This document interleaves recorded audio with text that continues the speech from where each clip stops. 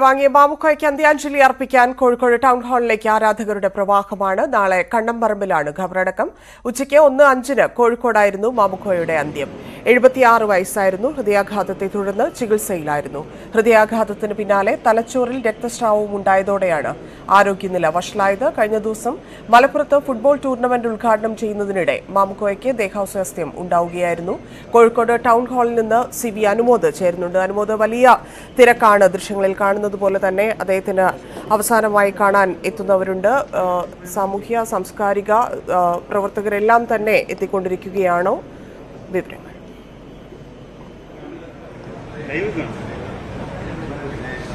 ധന്യ, നമുക്ക് ദൃശ്യങ്ങളിൽ കാണാം. അദ്ദേഹത്തെ അവസാനമായി ഒരു നോക്ക് കാണുവാൻ ആളുകൾ കോഴിക്കോട് ടൗൺ ഹാളിലേക്ക് പ്രവഹിക്കുകയാണ്. നമുക്കറിയാം, മാമുക്കോയ ഒരു സിനിമാ താരത്തിൻ്റെ വെള്ളി വെളിച്ചത്തിൽ ജീവിച്ച ഒരാളല്ല. സിനിമാ താരമാണെങ്കിൽ പോലും സാധാരണക്കാരായും കോഴിക്കോട്ടെ സാമൂഹ്യ അതേപോലെ കായിക അന്തരീക്ഷങ്ങളിലെല്ലാം അദ്ദേഹത്തിൻ്റെ സാന്നിധ്യം അറിയിച്ച ഒരാളാണ്. അത് തുടർച്ചയായിട്ട് എല്ലാത്തിലും സജീവമായി പങ്കെടുത്തുകൊണ്ട് തന്നെ നിശബ്ദനാവാതെ കോഴിക്കോടിൻ്റെ ഒരു ശബ്ദമായി അദ്ദേഹം ജീവിക്കുക തന്നെയായിരുന്നു. സിനിമയിൽ മാത്രമായിരുന്നില്ല, കോഴിക്കോടിൻ്റെ ഒരു ഭാഷ, ഒരു ശൈലി, അതെല്ലാം അദ്ദേഹത്തിൻ്റെ ഒരു ട്രേഡ് മാർക്കായിട്ട് അദ്ദേഹം കോഴിക്കോടിൻ്റെ തന്നെ ഒരു വക്താവായിട്ട് മാറുമ്പോഴും അദ്ദേഹം കോഴിക്കോടിൻ്റെ സാംസ്കാരിക സാഹചര്യങ്ങളിലും അതുപോലെ ഫുട്ബോൾ മൈതാനങ്ങളിലും എല്ലാം തന്നെ അദ്ദേഹം സജീവമായിരുന്നു.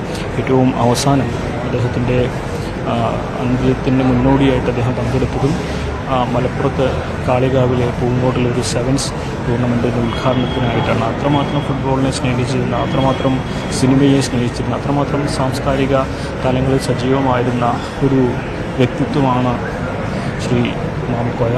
അതുകൊണ്ട് തന്നെ അദ്ദേഹത്തെ കാണുവാൻ സമൂഹത്തിൻ്റെ നാനാതുറകളിൽ നിന്നും അദ്ദേഹത്തിൻ്റെ പരിചയക്കാരായിട്ടുള്ളവരും സുഹൃത്തുക്കളായിട്ടുള്ളവരും ബന്ധുക്കളായിട്ടുള്ളവരും അതിലപ്പുറം സിനിമകളിലൂടെ തന്നെ അവരുടെ എല്ലാം പ്രിയപ്പെട്ട ആരോ ആയിത്തീർന്ന മാമുക്കോയെ കാണാൻ അതുകൊണ്ട് തന്നെ കോഴിക്കോട് ടൗൺ ഹാളിലേക്ക് ആളുകൾ പ്രവഹിക്കുകയാണ്, ഒഴുകിയെത്തുകയാണ്.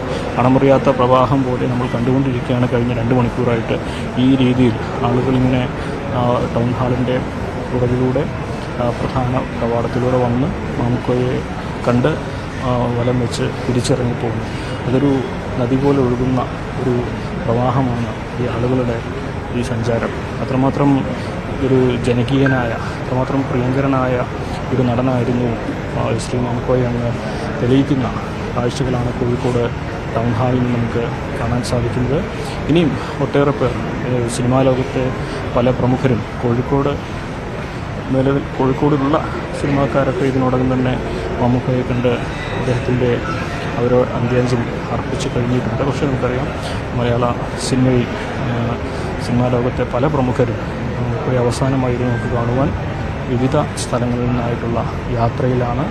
അവരെല്ലാം ഇന്ന് രാത്രിയോടെ ഇവിടെ എത്തിച്ചേർന്ന് മാമുക്കോയ്ക്ക് അന്ത്യാഞ്ജലി, അവരുടെ ആദരാഞ്ജലി അർപ്പിക്കും എന്ന് തന്നെ വേണം കരുതാൻ.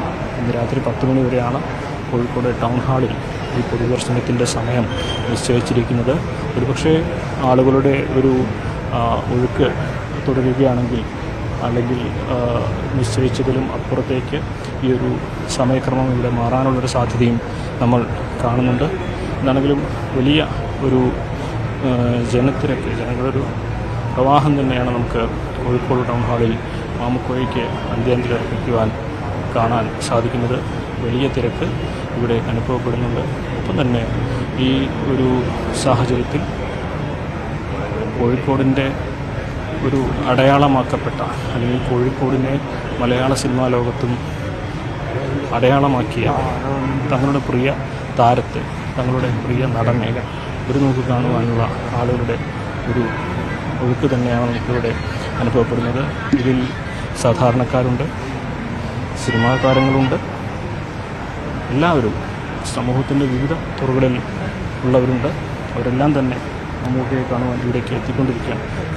അനുമോദ് പറഞ്ഞതുപോലെ സാധാരണക്കാർ ഉൾപ്പെടെ നിരവധി പേർ എന്ന് പറയുമ്പം ഈ ദൃശ്യങ്ങൾ കാണുന്നത് പോലെ ഒരുപാട് മനുഷ്യർ ഇപ്പം നാട്യങ്ങളില്ലാത്ത നടൻ എന്നായിരുന്നു കോഴിക്കോട്ടുകാർ അദ്ദേഹത്തെ പറഞ്ഞിരുന്നത്. അത്രയും പരിചിതമായ മുഖം, ദിവസവും കാണുന്ന തരത്തിൽ ഷൂട്ട് കഴിഞ്ഞാൽ നേരെ കോഴിക്കോട്ടേക്ക് എത്തുന്ന രീതികൾ, അത് അദ്ദേഹം ഉണ്ടാക്കിയെടുത്ത, നാട്ടിലുണ്ടാക്കിയെടുത്ത ഒരു സൗഹൃദ വലയം ഇല്ലെങ്കിൽ കോഴിക്കോടുമായുള്ള അദ്ദേഹത്തിൻ്റെ ബന്ധം വളരെ വ്യക്തമാണ്. അത് നമുക്ക് സിനിമയിലേക്കും അത് അദ്ദേഹം കൊണ്ടുവന്നിട്ടുണ്ട്. അദ്ദേഹത്തിൻ്റെ സംസാരത്തിലും മറ്റു കാര്യങ്ങളിലുമെല്ലാം അദ്ദേഹം എപ്പോഴും കോഴിക്കോടുകാരനായി ജീവിച്ച ഒരാൾ. അപ്പോൾ സ്വാഭാവികമായിട്ടും ഇത്രയധികം സാധാരണ ജനങ്ങൾ അങ്ങോട്ടെത്തുന്നത്, സാധാരണ സിനിമാക്കാരുടെയൊക്കെ മരണത്തിന് അവസാനമായി കാണാനൊക്കെ എത്തുന്നത് കൂടുതലും സിനിമാക്കാരെ നമ്മൾ കാണുമെങ്കിൽ ഇവിടെ സാധാരണക്കാർ വരുന്നതിൻ്റെ പ്രധാനപ്പെട്ട കാരണവും അദ്ദേഹം ഉണ്ടാക്കിയ ആ ഒരു സൗഹൃദ വലയം തന്നെയായിരിക്കും. എന്താണ് വരുന്ന ആളുകൾ അദ്ദേഹത്തെക്കുറിച്ചുള്ള ഓർമ്മകൾ എങ്ങനെയാണ് പങ്കുവെക്കുന്നത്?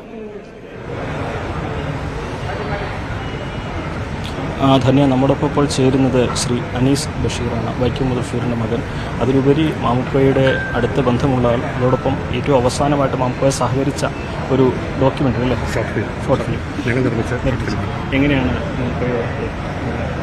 മാമുക്കയെ എനിക്കിപ്പോൾ 50 വയസ്സായി, ഏകദേശം 40 വർഷത്തോളം പരിചയമുണ്ട്. ഞങ്ങൾ വന്ന കാലത്തും മറ്റേ എനിക്ക് ഓർമ്മയുള്ള കാലം മുതൽ മാമുക്കയെ വീട്ടിൽ വരുന്നുണ്ട്.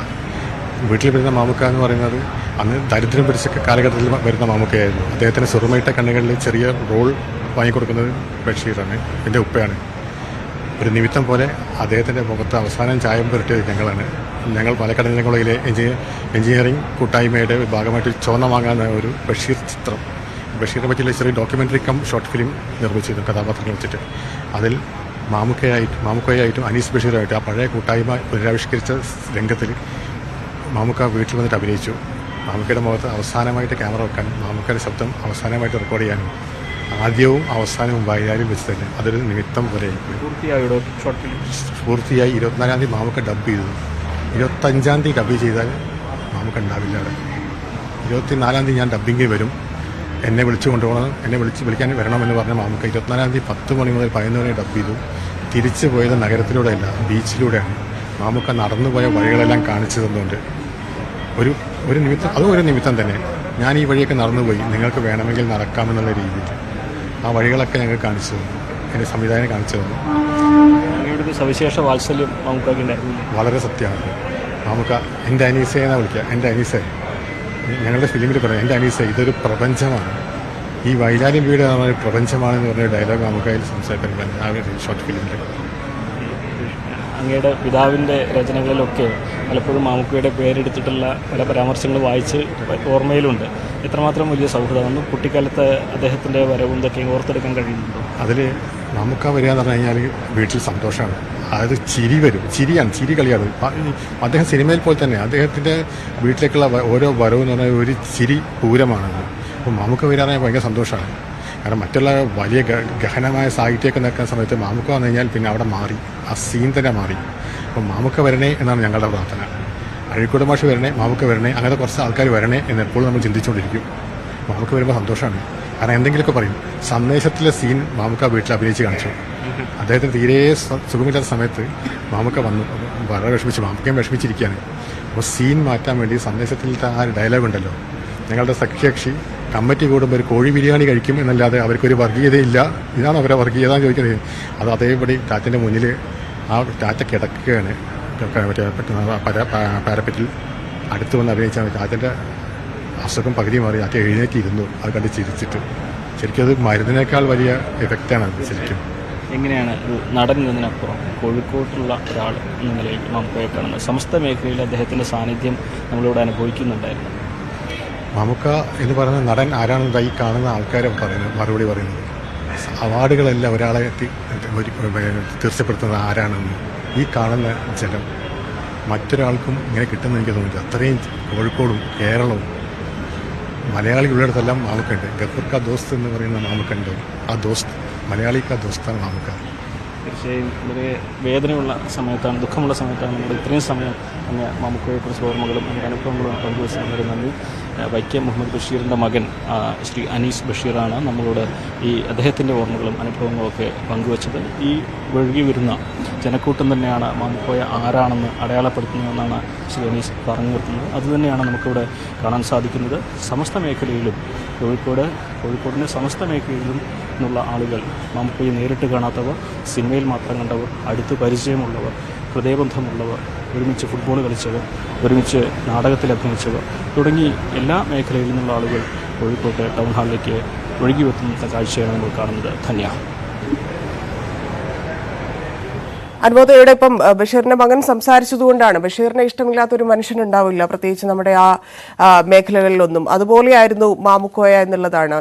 ഒരുപാട് സ്റ്റാറുകൾ വന്നുപോയ ചരിത്രമുള്ള സിനിമാ മേഖലയിൽ ഇത്രയും കലാപരമായും മനുഷ്യത്വപരമായും അത് രണ്ടും ഒരുമിച്ച് വരുന്ന ആളുകൾ എന്നുള്ള തരത്തിൽ ഏറ്റവും മുന്നിൽ ഉണ്ടായിരുന്നത് മാമുക്കോയ തന്നെയാണ്. അതിൻ്റെ അടയാളമായിട്ട് കൂടി നമുക്ക് ഈ ആളുകളെ കണക്കാക്കേണ്ടി വരില്ലേ? കാരണം അദ്ദേഹമായിട്ട് ഉണ്ടാക്കിയെടുത്ത സിനിമയിൽ നിന്ന് മാത്രമല്ല, സമൂഹത്തിൽ നിന്ന്, ചുറ്റുപാട് നിന്ന്, അങ്ങനെയുള്ള ബന്ധങ്ങളിൽ നിന്നുണ്ടാക്കിയെടുത്ത ആ തിരക്കല്ലേ നമ്മളിപ്പോൾ ടൗൺ ഹാളിൽ കാണുന്നത്.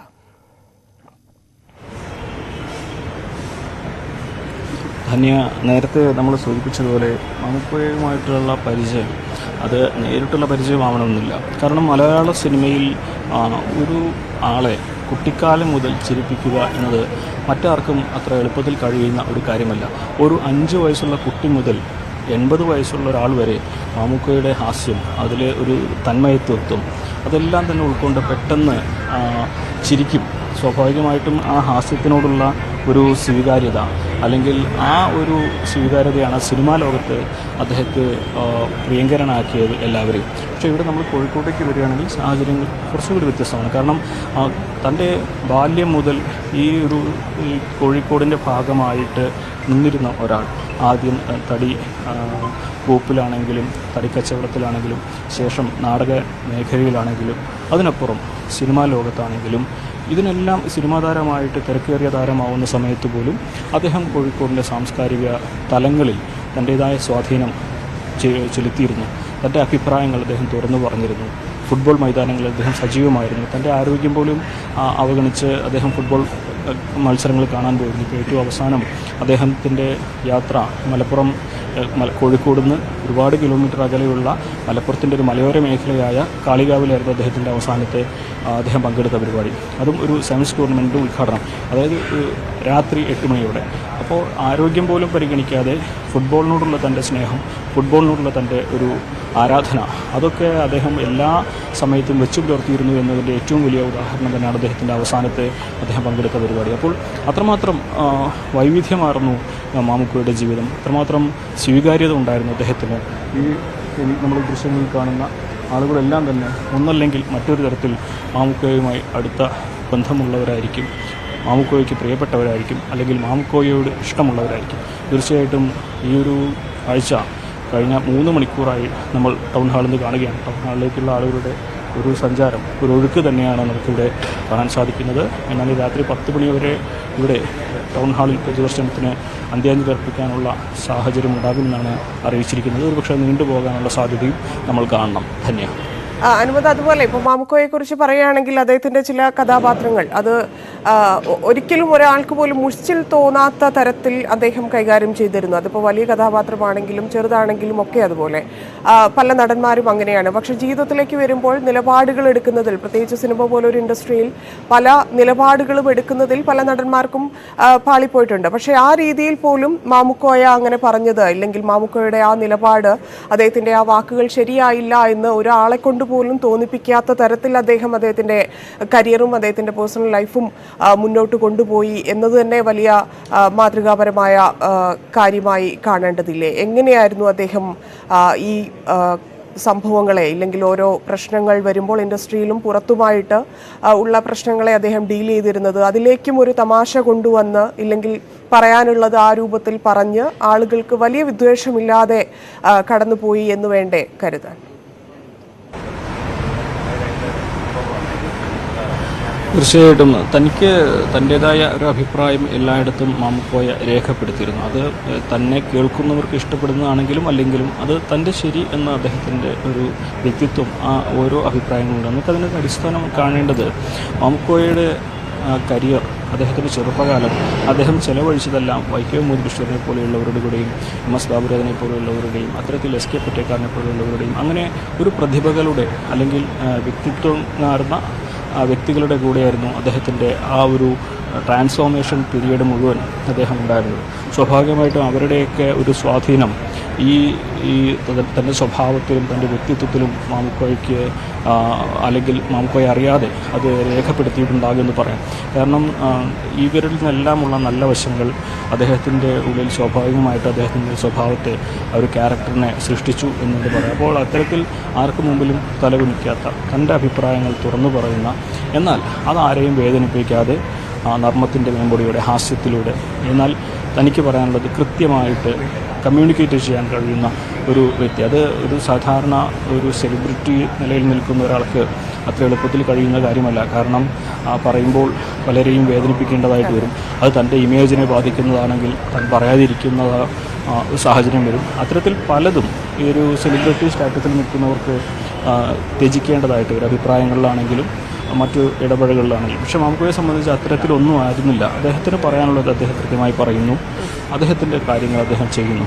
അതിന് ഒരു സ്വീകാര്യത, അതായത് മുഖംമൂടികളില്ലാത്ത, ചായം തേക്കുന്നത് സിനിമയ്ക്ക് വേണ്ടി മാത്രമാണെന്ന് അദ്ദേഹത്തിൻ്റെ ജീവിതത്തിൽ അദ്ദേഹം കാണിച്ചു കൊടുത്ത ഒരു അത്തരത്തിൽ തൻ്റെ ജീവിതം കരുപിടിപ്പിച്ച ഒരു വ്യക്തിത്വമായിട്ട് തന്നെ വേണം നമുക്ക് മാമുക്കോയെ കാണാൻ. അതുകൊണ്ട് തന്നെയാണ് അദ്ദേഹത്തിൻ്റെ ജീവിതത്തിൻ്റെ ഒരു സ്വീകാര്യതയും അദ്ദേഹത്തോടെ ഒരു ആദരവും ഈ നാട് എപ്പോഴും നൽകുന്നത്.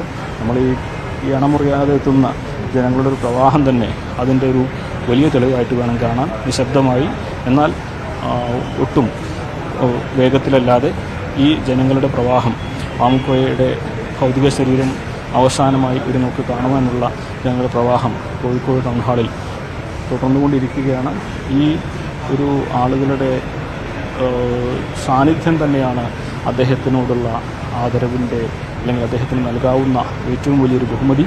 കാരണം ഇത്രത്തോളം ജനങ്ങൾക്കിടയിൽ സ്വീകാര്യനാവുക, ഇത്രത്തോളം ജനങ്ങൾക്കിടയിൽ ആദരിക്കപ്പെടുക, അതൊക്കെ ഒരു ഹൃദയത്തിൽ നന്മയുള്ള അല്ലെങ്കിൽ കാപട്യങ്ങളില്ലാത്ത ഒരാൾക്ക് സാധിച്ചെടുക്കാൻ കഴിയുന്ന ഒരു കാര്യമാണ്. മാമുക്കോയുടെ ജീവിതം തന്നെ അത്തരത്തിലാണ് ആ ജീവിതം ചിട്ടപ്പെടുത്തിയിരുന്നതും കരുപിടിപ്പിച്ചിരുന്നതും. അതുകൊണ്ട് തന്നെയാണ് അദ്ദേഹത്തിന് ഇത്രയും സ്വീകാര്യത നമുക്ക് കാണാൻ സാധിക്കുന്നത്. ഇവിടെ എത്തുന്ന ആളുകളുടെ സാന്നിധ്യം പോലും അത് ഉറക്കെ വിളിച്ചു പറയുന്നതാണ്. ധന്യ.